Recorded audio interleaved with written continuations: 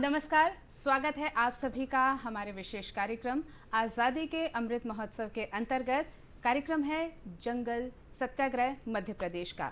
जी हाँ, हमारी जो आज़ादी हमें मिली है वो ऐसे ही नहीं मिली है। हमारे जाने अनजाने रणबांकुरों ने कितनी ही बलिदान दिए हैं, तब जाकर हमें ये आज़ादी मिली है और भारत मना रहा है अपना 75वां वर्ष आज़ादी का। बस इसी के अंतर्गत हम अपने सभी हमारे जो पूर्वज हैं, हमारे जो रणबांकुरे हैं, जिन्होंने शहीद होकर हमारी इस मातृभूमि को आज़ाद किया, उनको श्रद्धांजलि देते हुए हम मना रहे हैं आज़ादी का अमृत महोत्सव। और आज का हमारा जो ये विशेष कार्यक्रम है वो केंद्रित है मध्य प्रदेश के जंगल सत्याग्रह पर।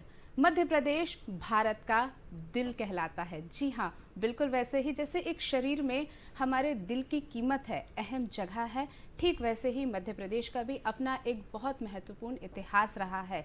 किस तरह हमारे जनजातीय भाइयों ने, हमारे वनवासी भाइयों ने अपनी शहादत के माध्यम से मध्य प्रदेश का नाम रोशन किया और एक ऐसे स्वर्ण अक्षरों में इतिहास में अपना नाम दर्ज कराया कि जिसके लिए आज हम ऋणी हैं और हम उन्हें शत शत नमन करते हैं।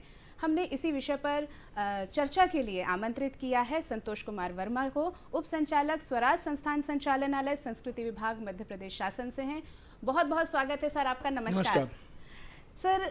जंगल सत्याग्रह और वो भी मध्य प्रदेश का, क्या पृष्ठभूमि रही होगी कि जो जंगल सत्याग्रह करना पड़ा मध्य प्रदेश के हमारे आदि जनजाति भाइयों को? जंगल सत्याग्रह को हम ऐसे एक अलग थलग घटना के रूप में नहीं देख सकते हैं जी। जंगल सत्याग्रह उस औपनिवेशिक शासन के विरुद्ध जो एक बड़ा महान संग्राम जो चला हमारा 100 साल, हम उसके एक अंग के रूप में उसको हम देखते हैं कि जैसे हमने देखा कि एक डिवाइडिंग लाइन होनी चाहिए जहां से हम एक तारीख की शुरुआत कर सकते हैं। तो हम मानते हैं कि जब 1497-98 में जब वास्को डी गामा भारत में आया, उसके बाद से यूरोपीय कंपनियों का भारत में प्रवेश शुरू हो गया, तो यूरोपीय बड़े पैमाने पे भारत आने लगे। तो हमने देखा कि 16वीं सदी पुर्तगालियों की थी, 17वीं सदी में डच हावी रहे और उसके बाद धीरे धीरे अंग्रेजों ने अपना वर्चस्व स्थापित कर लिया। बिल्कुल। अंग्रेज और दूसरे यूरोपीय ताकतों से कई मायनों में डिफरेंट थे, भिन्न थे। जैसे उन्होंने यहाँ आके एक स्थायी रूप से शासन करने की एक पद्धति की शुरुआत की जी। और जब वो यहाँ पे शासन करने लगे तो धीरे धीरे उन्होंने यहाँ काफ़ी बड़े पैमाने पे उन्होंने एरिया को एक्वायर कर लिया, उसको जीत लिया और उस पर अपना कब्जा जमा लिया। और हम देखते हैं कि 1857 तक आते आते जो हमने उसका विरोध किया, एक हमने बड़ा प्रतिकार किया 1857 के महान स्वतंत्रता समर के रूप में, तो बड़े पैमाने पर हमने उसके विरुद्ध एक लड़ाई लड़ी। लेकिन अगर हम देखें कि 1857 की जो लड़ाई है कि वो अंग्रेजों के खिलाफ उतनी ज़्यादा सफल नहीं हो सकी कि हम उन्हें बाहर नहीं निकाल सके, लेकिन चीज़ें थी जिन्होंने एक चीज़ों को बदला। जैसे जो कंपनी का शासन था वो बदल गया, उसकी जगह क्राउन ने सीधा अपने हाथ में शासन को ले लिया और एक नया सिस्टम चलाना शुरू किया जिससे उन्हें 1857 जैसी घटना की पुनरावृत्ति ना हो सके कि उनको अपना राज्य दांव पे ना लगाना पड़े। तो उन्होंने एक ऐसी पद्धति की शुरुआत की। तो हम एक नाम आता है बार्टल फ्रेयर का। बार्टल फ्रेयर बोलता था कि अगर हम भारतीयों के असंतोष के कारणों को जान सकें और एक सेफ्टी वॉल्व के रूप में उसको एक दिशा दे सकें तो हमारे खिलाफ फिर ऐसा कोई बम ब्लास्ट नहीं होगा, तो हमें एक रास्ता निकल आएगा जी। तो रास्ता निकालने के लिए उन्होंने क्या किया कि कुछ काउंसिल्स एक्ट बनाए, जैसे 1861 का काउंसिल्स एक्ट है, 1891 का काउंसिल्स एक्ट है या 1891 का जो काउंसिल एक्ट, उसके बाद 1909 जो फिर उसके बाद हमारा जो 1919 और 1935 का गवर्नमेंट ऑफ इंडिया एक्ट, ऐसे एक्ट आते हैं। तो इनके द्वारा उन्होंने भारतीयों को कुछ छूट देने की कोशिश की कि यहाँ पे हमारी काउंसिल्स में बैठिए, अपनी शिकायतों को यहाँ व्यक्त करिए, थोड़ा सा लालच दिया। हाँ, कि यहाँ काउंसिल्स में बैठिए और इसके बहाने हमें आपकी असंतुष्टि के जो कारण है वो पता चलते रहेंगे, जिसके कारण आपको विरोध या विद्रोह नहीं करना पड़ेगा। आप विद्रोह की बात कर रहे हैं, 1919 का जो एक्ट आया था इसमें इसकी कितनी भूमिका है? 1919 का एक्ट अगर हम कहें तो 1929 की जो घटनाएं हैं उनको सीधा प्रभाव डालता है। 1919 का एक्ट, जिसे हम मॉन्टेग्यू चेम्सफोर्ड, जो मॉन्टेग्यू उस समय भारत सचिव थे और चेम्सफोर्ड जो यहाँ पे लॉर्ड चेम्सफोर्ड गवर्नर जनरल हुआ करते थे, इनके नाम पे वो मॉन्टेग्यू चेम्सफोर्ड के रिफॉर्म्स के नाम से जाना जाता है। और इन्होंने कई इंपॉर्टेंट चीज़ें यहाँ पे दी। उनमें से एक, जैसा कहना चाहिए कि जो सिस्टम के लिए बहुत बुरी चीज़ थी वो द्वैध शासन था, जो प्रांतीय स्तर पर लाया गया, जिसने एक पूरे कार्यकारण को भंग कर दिया। लेकिन उसमें एक और राइडर ये डाला गया था कि अगले 10 साल में हम एक आयोग बनाएंगे जो 1919 के एक्ट को, मतलब गवर्नमेंट ऑफ इंडिया एक्ट के कार्यकरण पे उसका एग्जीक्यूशन कैसे हुआ है, उसने वर्किंग कैसी की है, इसकी जांच कर सके। लेकिन 1927 तक आते आते स्थितियां इतनी ज्यादा बदल गई कि जैसे वहां पे कंजर्वेटिव सरकार जो थी, कंजर्वेटिव सरकार के जो प्रधानमंत्री हुआ करते थे स्टैनली बाल्डविन, तो बाल्डविन को ये लगने लगा कि जो अगला आम चुनाव जो होने वाला है इंग्लैंड में, उनमें अब कंजर्वेटिव सरकार आ नहीं पाएगी। तो नहीं आ पाएगी तो जाहिर सी बात है लेबर पार्टी सरकार में आएगी, और लेबर पार्टी अगर सरकार में आ जाती है तो वो भारतीयों को ज्यादा ही छूट दे देगी, और कंजर्वेटिव इस बात के लिए तैयार नहीं थे कि वो भारतीयों को ज्यादा छूट दे दी जाए। तो उनका उस समय जो बिल्कुल डर था उनको, तो जो लॉर्ड बर्किनहेड उस समय जो भारत सचिव हुआ करते थे, secretary of state for India, उन्होंने एक फटाफट जल्दबाजी में एक आयोग बनाया। और 7 सदस्यीय आयोग था और पूरा का पूरा अंग्रेजों से भरा हुआ, और उसमें किसी भी भारतीय को शामिल नहीं किया गया। भारतीय को शामिल नहीं करने के पीछे उन्होंने एक अजीब सा तर्क दिया कि चूंकि ये पार्लियामेंट्री कमीशन है, सारे के सारे लोग पार्लियामेंट के हैं और भारतीय कोई पार्लियामेंट में है नहीं है, इसीलिए हमने 7 सदस्यीय पूरा अंग्रेज प्रतिनिधिमंडल बना के भारत भेज दिया। और हम सब बचपन से स्कूल में पढ़ते आ रहे हैं, सारे लोगों ने पढ़ा है कि साइमन कमीशन की भारत में क्या गति हुई, वो हम सब जानते हैं कि साइमन कमीशन का जो विरोध हुआ वो हम सब देखते आ रहे हैं। लेकिन साइमन कमीशन का जो विरोध था कि हमें इस लायक भी नहीं समझा गया कि हमारे सुधारों की दिशा कैसी होनी चाहिए, उनकी व्यवस्था कैसी होनी चाहिए, उस पर हम भारतीय बात कर सकें, तो ये भी हमें इस लायक नहीं समझा गया। तो एक ये बहुत बड़ी प्रॉब्लम थी। इसका विरोध करने के लिए आगे हम देखते हैं कि नेहरू कमेटी से लेके जो 26 जनवरी 1930 का पूर्ण स्वराज का प्रस्ताव था, वो हम लेके आए कि ये एक चीज थी कि 26 जनवरी 1930 को हम प्रस्ताव लेके आते हैं। और 1930 का समय इसलिए भी इम्पोर्टेंट है कि पूरे देश, जैसे हम देखते हैं कि दुनिया भर में एक बड़े पैमाने पर मंदी आई हुई थी, अमेरिका और यूरोप में बड़े पैमाने पे मंदी थी, और वो मंदी की जो हीट थी, मंदी की जो परेशानियां थी, वो भारत भी सहन कर रहा था। यहाँ एक आम आदमी से लेके उद्योगपति तक हर व्यक्ति इस चीज से परेशान था। और इन्हीं कॉमन समस्याओं में, जैसे हमने कहा, नमक जो टैक्सेशन था, नमक के कारण, जो टैक्सेशन के कारण आम आदमी को जो नमक सही कीमत पर मैसर नहीं हो रहा था, इस चीज को लेके गांधी जी ने कुछ मांगे, जो 11 उनकी डिमांड्स थी, वो लॉर्ड इरविन जो उस समय के वायसराय गवर्नर जनरल थे, उनके सामने रखा कि उसमें नमक से लेके आर्म्स एक्ट से लेके जो मुद्रा की जो एक्सचेंज की रेट थी 1 शिलिंग 4 पेंस से 1 शिलिंग 6 पेंस करने को, ये सारे के सारे मामले गवर्नर जनरल के सामने जब रखे, लेकिन उन्होंने मानने से इनकार कर दिया, सारी चीजों को उन्होंने डिनाई कर दिया। तो गांधी जी को एक कदम उठाना पड़ा कि उसके आगे चल के उन्होंने कहा कि हाँ, अब हमें इसके लिए कुछ डायरेक्ट में आगे बढ़ना पड़ेगा।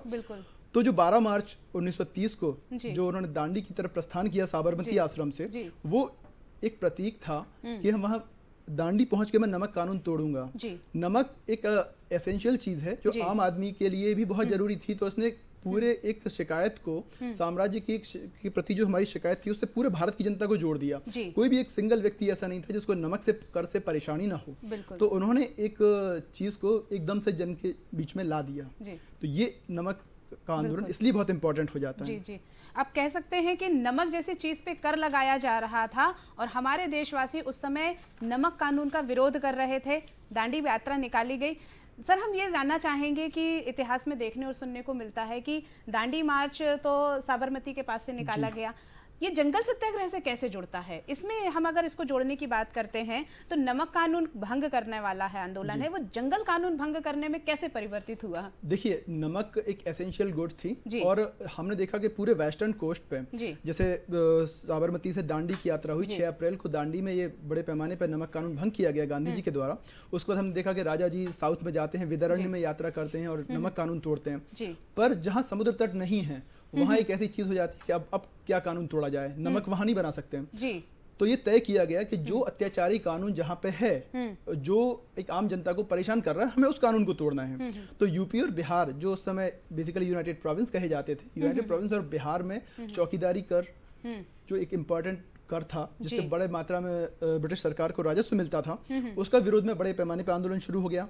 अगर हमने देखा कि साउथ में और सेंट्रल प्रोविंस में, जो आज का मध्य प्रदेश है, यहाँ पे एक इम्पोर्टेंट कर था जंगल फॉरेस्ट जो एक्ट है, इन पे जो एक्ट के द्वारा रेगुलेशंस किए जाते थे, रोका जाता था जनता को, उन कानूनों को तोड़ने का एक प्रयास किया गया ताकि हम ब्रिटिश सरकार के प्रति अपना विरोध सशक्त तरीके से दर्ज करा सकें। मतलब कह सकते हैं कि जिसके पास जो था उसने उस चीज से उपयोग किया। डेफिनेटली कि जो उनके पास, चूंकि समुद्र उपलब्ध नहीं था तो हमारे पास जंगल उपलब्ध थे, तो हमने जंगल कानून तोड़ने का हमने एक प्रयास शुरू कर दिया। तो जंगल कानून में ये था कि हम हमेशा से विरोध करते आए थे, जो वनवासी थे। जैसे हमने देखा कि ब्रिटिश सरकार है उसने अपने रूल्स एंड रेगुलेशंस के द्वारा आते ही साथ जंगलों को बहुत ज़्यादा रेगुलर करने की कोशिश की, अपने नियंत्रण में लेने की कोशिश की। उसके कारण बहुत सारे थे, जैसे हमने देखा कि तिलका मांझी का हमने विद्रोह देखा 18वीं सदी के अंत में, या उसके बाद हम वहाँ से शुरू करते हैं और हम संथाल विद्रोह तक आते हैं सिद्धू और कान्हो के। तो बड़े पैमाने पे एक विद्रोह किया गया जनजाति समुदाय द्वारा इस बात का कि आप उनकी जीवन शैली में, आप उनके जंगलों में हस्तक्षेप क्यों कर रहे हैं। लेकिन अंग्रेजों को एक चीज़ ये लगी, जब संथाल विद्रोह उन्होंने देखा, इतने बड़े पैमाने पर संथाल विद्रोह होता है, और वो ये देखते हैं कि अगर ऐसा विद्रोह मेनलैंड की शिकायतों से मिल जाता है, अगर मेन शिकायतों से मिल जाता है जो शेष भारत की जो जनता कर रही है, अगर उसके साथ वो मिल जाएगा तो बड़ी परेशानी हो जाएगी। तो उन्होंने एक बांटने की कोशिश की। उन्होंने ये बांटने की कोशिश की जो कि हम कभी बटे हुए नहीं थे, हम कभी भी वन, ग्राम या नगर कभी भी बटा हुआ नहीं था, एक सातत्य की अवस्था हम हमेशा देखते हैं। बिल्कुल। पर उन्होंने यहाँ पे एक भेद करने की कोशिश की, कुछ एक्ट बना के फॉरेस्ट एरियाज को सेक्लूडेड अलग करने की कोशिश की कि उनको हम एक अलग कर दें, एक अलग एंटिटी बना दें और शेष भारत से हम उसे अलग कर दें ताकि एकता को भंग कर दिया जा सके। ये इनका एक प्रयास था। मुख्य धारा से इन्हें अलग करने का प्रयास किया गया जी था। बिल्कुल। तो बस एक तरीके से वो गुस्से के रूप में फूट पड़ा होगा। ये गुस्सा तो था ही और साथ में उनकी आवश्यकता भी थी जी। उनका जीवन प्रभावित हो रहा था, उनका जो सारा जो जनजीवन है, उनका जो जीवन, हम कहें एक अर्थव्यवस्था ही सब कुछ नहीं होती है, उनका सामाजिक और सांस्कृतिक जीवन भी वनों पे निर्भर करता था। लेकिन अंग्रेजों ने इसको ऐसे ले लिया कि अगर हमें अपना काम आगे बढ़ाना है तो हमें सामाजिक सांस्कृतिक ताने बाने को भी तोड़ना पड़ेगा। केवल आर्थिक तोड़ने से काम नहीं चलेगा, क्योंकि भारतीय अर्थ के संसार में उतना ज्यादा नहीं जीते जितना समाज, संस्कृति और धर्म में जीते हैं। तो उनके लिए एक आवश्यक चीज बन गई थी कि हम इसके धर्म और समाज और संस्कृति के ताने बाने को तोड़ दें। साथ में उनकी राजनीतिक आवश्यकता भी थी। जैसे हमने देखा कि 1857 की जब क्रांति हुई, संथाल विद्रोह के कुछ समय बाद की ही बात है, जब बड़े पैमाने पर यह क्रांति हुई, तो अंग्रेजों को यह महसूस होने लगा कि ये अब जो जंगल कानून है वो स्पष्ट और परिभाषित होने चाहिए ताकि हम इनका उपयोग, जंगलों का उपयोग जो क्रांतिकारियों द्वारा किया जा रहा है उसको रोका जा सके। तो जैसे हम मध्य प्रदेश में बात करते हैं तो जो एफजी पियर्सन की एक रिपोर्ट है, पियर्सन अपने पत्रों में लिखता है कि 1857 की क्रांति के बाद बहुत सारे क्रांतिकारी जंगलों में चले गए। अब जब जंगलों में चले गए तो उनको ढूंढने के लिए और उनको पकड़ने के लिए, उनको वहाँ एग्जीक्यूट करने के लिए हमारे पास कुछ एक स्पेशल फॉरेस्ट डिपार्टमेंट होना चाहिए, एक फॉरेस्ट एक्ट होने चाहिए, स्पेशलाइज्ड एक्ट होने चाहिए ताकि हम उनके ऊपर कार्यवाही कर सकें। तो ये एक चीज थी जो डिमांड कर रही थी फॉरेस्ट एक्ट्स की। आप फॉरेस्ट एक्ट की हमेशा बात कर रहे हैं, जंगल सत्याग्रह की बात कर रहे हैं, जंगल एक्ट की बात कर रहे हैं। क्या था वो जंगल एक्ट और क्यों तोड़ने के लिए मन बना लिया हमारे वनवासी भाइयों ने, और किसानों की अगर इसमें भूमिका की हम बात करें तो उसके बारे में कुछ बताइए। जंगल जो फॉरेस्ट एक्ट की बात कर रहे हैं, फॉरेस्ट एक्ट की शुरुआत बेसिकली हम देखते हैं कि 1800 के बाद जैसे इंग्लैंड में एक औद्योगिक क्रांति आई और उन्होंने बड़े पैमाने पे तैयार माल मशीनों के द्वारा तैयार करना शुरू कर दिया और भारत में भरना शुरू कर दिया। भारत केवल एक कच्चे माल के उत्पादन का स्थान और तैयार माल की मंडी बन गया था। अब उन्हें बहुत सारे प्राकृतिक संसाधनों की जरूरत थी। तो प्राकृतिक संसाधनों में हमने देखा कि किसान जो कपास उगाता था या और रॉ मटेरियल उगाता था वो उनके काम का था। जंगलों से जो हमें कोयला मिल सकता था या और भी चीजें मिल सकती थी वो उनके काम का था, क्योंकि उद्योगों में वो तैयार होता था, तो ये उनके काम का था। तो ये एक चीज थी जो उन्हें जरूरत थी फॉरेस्ट से। उसके साथ साथ उन्हें अपना लॉ एंड ऑर्डर मेंटेन करने के लिए भी जंगल की जरूरत थी। वो उसको एक राजनीतिक हित के रूप में भी देख रहे थे।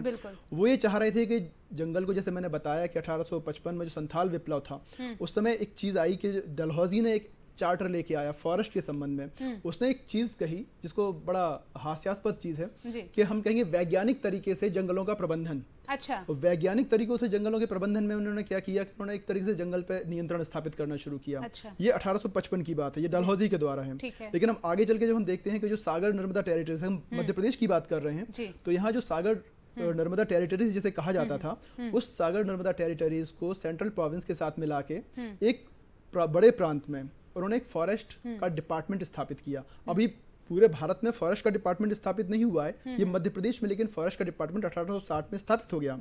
और यहाँ जो हमारा पियर्सन है, एफजी पियर्सन जिसकी हम बात कर रहे थे, उसको यहाँ पे पहला कंजर्वेटर ऑफ फॉरेस्ट बनाया गया।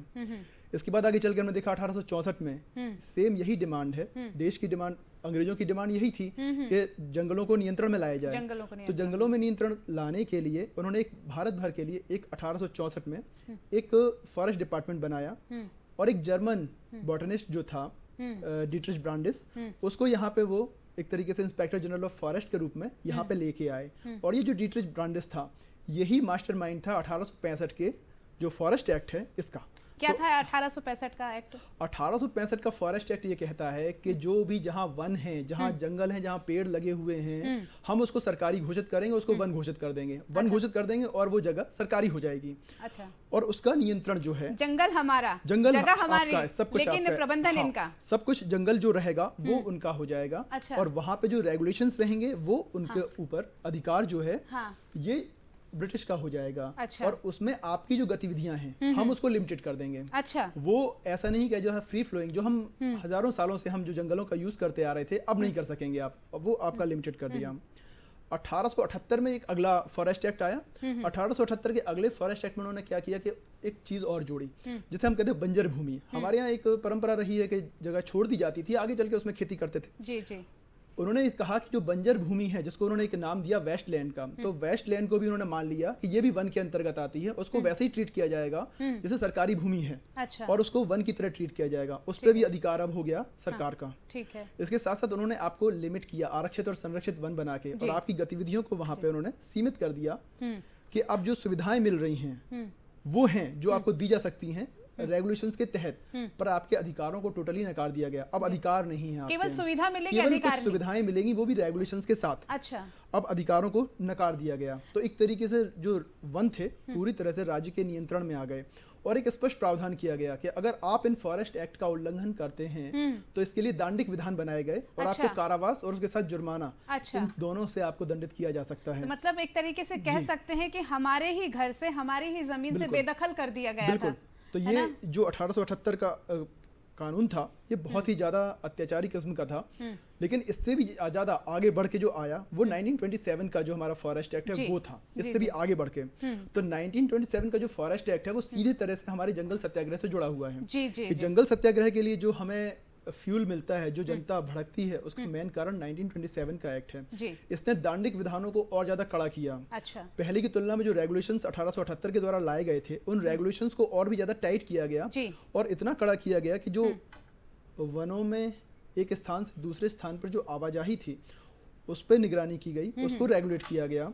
जो जंगल से आपको चीजें मिल सकती थी, जो आप इकट्ठा कर सकते थे, वनोपज का संग्रह जो हमारे यहाँ से होता आ रहा था, उसको स्पष्ट दांडिक प्रावधानों के तहत लाया गया। अच्छा। और उसको दंड विधानों को और भी ज्यादा प्रिसाइज किया गया और भी ज्यादा कड़ा किया गया कि ताकि अगर आप किसी भी कंडीशन में जंगल कानून का उल्लंघन करते हैं, जो कि जंगल में रहने वाला एक निरीह आदमी कभी भी कर सकता था अनचाहे, उसे पता भी नहीं पड़ेगा और वो जंगल कानून का उल्लंघन हो जाएगा, इसके लिए उसे सजा दी जा सकती थी। तो मतलब कहना चाहिए कि हमारे जो किसान हैं और हमारे जो वनवासी भाई हैं उनको बिल्कुल बांध दिया गया है ना। अगर मध्य प्रदेश की हम बात करते हैं तो इस आंदोलन में, जंगल सत्याग्रह में किस तरह रंग में रंगा, किस तरह इसने कार्य किया?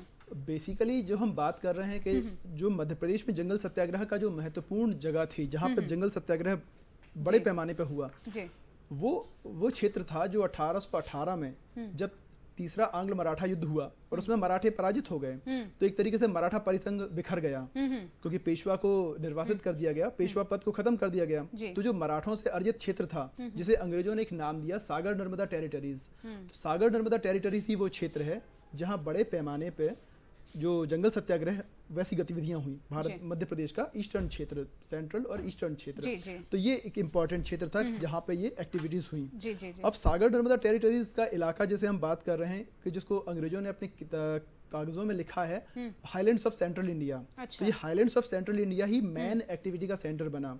ऐसा नहीं है कि हमारा जो पश्चिमी क्षेत्र था वो किसी दृष्टि से कमजोर होता। जैसे हमने शुरू में देखा 1857 की क्रांति के समय देखा कि जो हमारा निमाड़ का क्षेत्र है, झाबुआ वाला इलाका जो है, उसमें बड़े पैमाने पर क्रांति हुई। जो हमारे भीमा नायक हैं, खाजिया नायक हैं, या हमने रघुनाथ सिंह मंडलोई का देखें या सीताराम कंवर का देखें, तो उन्होंने बड़े पैमाने पर सशस्त्र विद्रोह किया। 1857 की लड़ाई में तात्या टोपे और राजाओं का साथ दिया।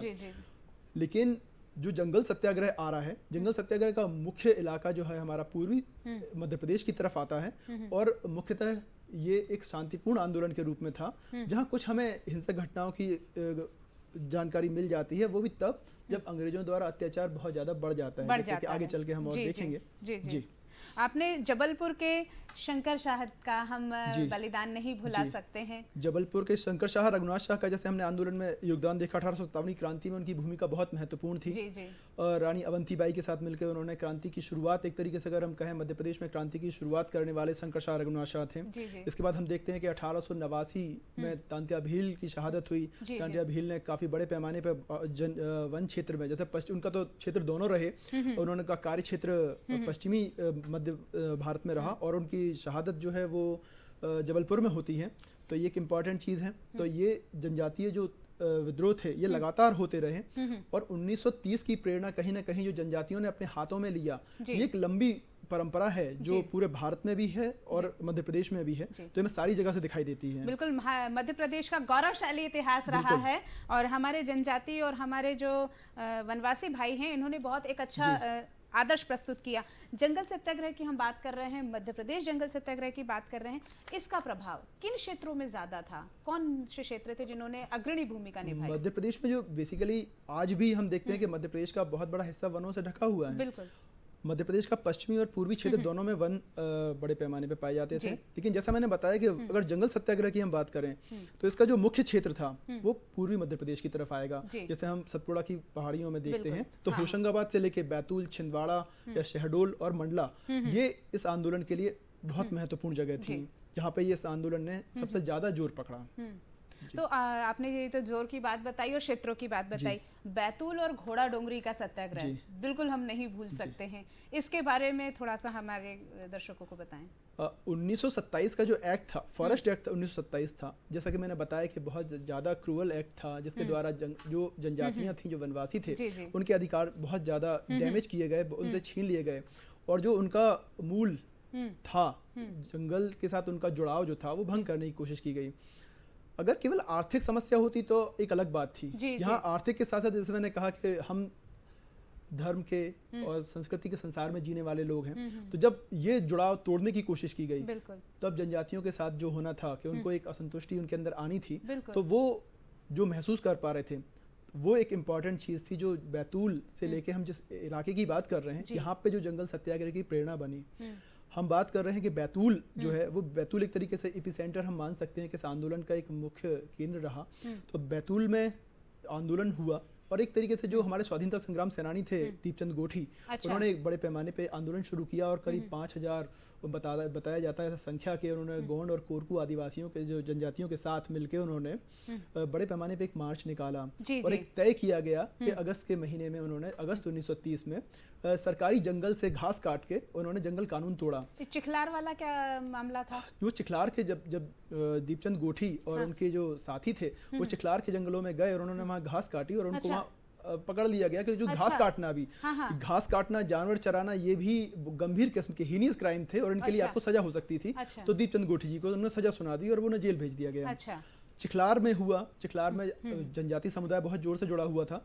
चिखलार हुआ, जम्बाड़ा हुआ और आगे चल के हम देखते हैं बंजारी ढाल। तो इन इलाकों में जो स्थानीय जनजाति समुदाय था वो बहुत ज़्यादा इन्वॉल्व था इस सारी आंदोलन से, और जब उनके साथ इस तरह से पुलिस ने और प्रशासन ने इस तरह से ट्रीट किया एक अपराधियों की तरह, तो उनका गुस्सा भड़कना स्वाभाविक था। तो जो आगे की घटनाएं थी, तो जो नेतृत्व था अब वो एक तरीके से जनजातियों के हाथ में आ गया और स्थानीय नेतृत्व जोर पकड़ने लगा। स्थानीय नेतृत्व की आप बात कर रहे हैं, गंजन सिंह कोरकू बहुत सशक्त नेतृत्व करता थे, उनका नाम आज भी बहुत आदर और सम्मान के साथ हमारे जनजातीय क्षेत्रों में लिया जाता है। इनके बारे में हमारे दर्शकों को बताएं। गंजन सिंह कोरकू ने जैसी ख्याति हम कहें कि मध्य प्रदेश में प्राप्त की है, बैतूल के इलाके में प्राप्त की है, वो कुछ वैसी ही है जैसी सिद्धू कान्हू को या आगे चल के बिरसा मुंडा को वहाँ प्राप्त हुई। उनको एक देवी कैरेक्टर माना जाता है कि उनके साथ कुछ देवी शक्तियाँ जुड़ी हुई थी, ऐसा उनके साथ जोड़ दिया गया और एक महान नेतृत्व उन्होंने प्रदान किया। 1930 में जो आंदोलन हुआ बेसिकली गंजन सिंह कोरकू के नेतृत्व में हुआ, जो हम आगे देखेंगे। गंजन सिंह कोरकू एक अच्छे संपन्न जनजातीय परिवार में उनका जन्म हुआ। घोड़ा डोंगरी जो जगह है, घोड़ा डोंगरी ब्लॉक में एक छतरपुर एक गांव है, वहाँ पे उनका जन्म हुआ। और वो जैसे कहते हैं क्रांतिकारी स्वभाव वो लेके आए थे और उन्होंने एक अच्छा नेतृत्व किया। तो बंजारी ढाल के बारे में भी आपसे हम थोड़ा सा शॉर्ट में जानना चाहेंगे। बंजारी ढाल तब हुआ जब हम कहें कि जो नेतृत्व था वो गंजन सिंह कोरकू के हाथ में आ गया और वो एक शांतिपूर्ण सभा का आयोजन कर रहे थे। बंजारी ढाल जो कि बैतूल से करीब 50 किलोमीटर दूर एक जगह है, वहाँ एक शांतिपूर्ण सभा कर रहे थे जहाँ पे 500 मैंने बताया कि कुछ लोग इकट्ठे हो गए थे और एक शांतिपूर्ण सभा कर रहे थे, लेकिन शाहपुर जो पास में थाना था, निकटस्थ थाना, वहां से एक बड़ा पुलिस बल आता है और उनको पीटना मारना शुरू कर देता है। ये घटना होती है। अगले दिन 800 लोग इकट्ठे हो जाते हैं। गंजन सिंह कोरकू उनको भाषण दे रहे होते हैं, उनको बता रहे होते हैं यथास्थिति क्या है। तो बैतूल जिले का एसपी वहां पे आ जाता है और बैतूल जिले का एसपी आके वहां पे एक सीधे से उन पे बल प्रयोग करना शुरू कर देता है। इस बल प्रयोग में ये हुआ कि जो एक कुबा गौंड उनकी शहादत हुई, उसके बाद जो गंजन सिंह कोरकू के एक मित्र थे बंजारी नायक, वो भी उस घटना में मारे गए। लेकिन उसके बाद क्या हुआ कि गंजन सिंह कोरकू को पकड़ने की जो कोशिशें की जा रही थी वो निष्फल हो गई। गंजन सिंह कोरकू पकड़ में नहीं आए, उन पर एक 500 रुपए का इनाम घोषित किया गया। बाद में जाके उनको पचमढ़ी में पकड़ा गया और उनको सजा सुना दी गई। ये गंजन सिंह कोरकू के साथ था। गंजन सिंह कोरकू फिर मुक्त हुए और आज़ाद भारत में उन्होंने सपना उनका पूरा हुआ और 1963 में उन्होंने एक भरपूर जीवन जी के उन्होंने अपनी आखिरी सांस ली। क्या बात। तो बहुत अच्छी आपने जो जानकारी हमारे दर्शकों को दी है। सर, आपने बहुत अच्छा एक वृहद इतिहास, मध्य प्रदेश जंगल सत्याग्रह का इतिहास आपने हमें बताया और बहुत अच्छी जानकारी रही। आप हमारे स्टूडियो में आए, आपने बहुत अच्छी हमारा कार्यक्रम में आपने शिरकत की, इसके लिए आपका बहुत बहुत धन्यवाद। नमस्कार। तो दर्शकों, देखा आपने कि किस तरह मध्य प्रदेश का जो जंगल सत्याग्रह था वो हमारे वनवासी, हमारे जनजाति भाइयों के साथ में था, जिन्होंने अपनी हिम्मत और लगन के साथ में, साधन ज़्यादा ना होने के बावजूद अपने हक के लिए, अपने अधिकार के लिए अंग्रेज़ों का डटकर मुकाबला किया। तो ये रहा हमारा आज का कार्यक्रम। आज़ादी के अमृत महोत्सव के अंतर्गत आज़ादी का हमारा अमृत महोत्सव 75वां वर्ष मना रहा है पूरा भारत, और हम श्रद्धांजलि देते हैं अपने सभी शहीदों को और करते हैं उन्हें शत शत नमन। आज का हमारा ये कार्यक्रम यहीं समाप्त होता है। अब हमें दीजिए अनुमति। नमस्कार।